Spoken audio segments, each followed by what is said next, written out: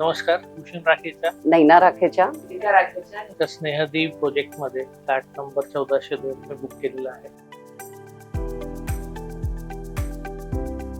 Convenient location की जिथं बाकीच्या सगळ्या गोष्टी इझिली अवेलेबल होतील. घर ज्यांच्याकडनं खरेदी करतो आहोत त्यांचं रेप्युटेशन मार्केटमधलं काय व्हॅल्यू आहे काय नाही आहे, फ्लोअर प्लॅन कसा आहे आणि सगळ्यात महत्वाचं मटेरियल जे काय वापरलं जाणार आहे.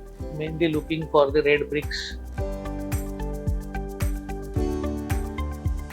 स्नेहदीपचं location which is very premium one of Kothrud. तितक्या गजबजलेल्या ठिकाणी असूनही ते शांत आहे. Floor plan is 3 side open, bigger rooms.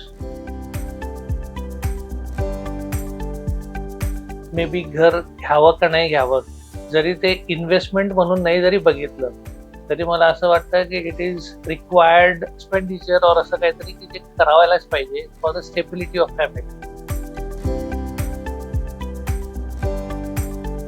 सगळ्यात महत्वाचं जे मला आवडलं जेव्हा मी कोटी भास्करांच्या ऑफिसमध्ये गेलो, ही ट्रीटमेंट त्या प्रत्येक माणसाने दिली.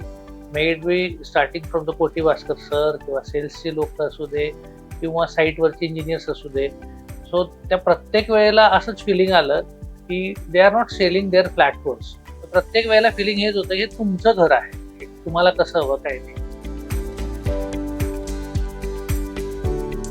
आम्हालाही ते आवडलं म्हणून आमचा सगळ्यांचाच ड्रीम हाऊस जो होता तो आता कम्प्लीट होतोय. तर जेव्हा बाबा पहिल्यांदा घरी आले आणि सांगितलं की मी 4 BHK चा नवीन फ्लॅट घेतलाय, आम्ही तर सगळे उड्यात मारत होतो. आम्ही फुल एक्साइटेड. 14th फ्लोअर, 4 BHK, मजाच मजा. आणि मग आम्ही फ्लोअर प्लॅन पाहिला, इतका मोठा घर. आम्ही कम्प्लिटली एक्साइटेड. बिल्डिंग न पाहिली त्याच्या पहिलेच आमच्या एक्साइटमेंट त्याच्या खूप हाय होत्या. आम्ही पहिल्यांदा गेलो आणि like fall in love with it. इतकं भारी घर होतं. आम्ही आता फक्त कधी जायचं राहायचं इतकंच वेट आहे आता. तिथून सनसेट बघण्याची 14th फ्लोअर वेस्ट साइडला विंडोज आहेत. असं वाटतं की मी कुठेतरी एका हिल स्टेशनला राहतोय. ती एक फिलिंग. जेव्हा मी भेटलो म्हणजे सरांना आणि त्यांच्या टीमलाही, it really felt that I connected to the right people. आणि ह्या मागच्या ऑलमोस्ट 2.5 वर्षात जेव्हापासून मी घर बुक केलं आहे तो कॉन्फिडन्स माझा दिवसागणिक वाढतच गेला आहे.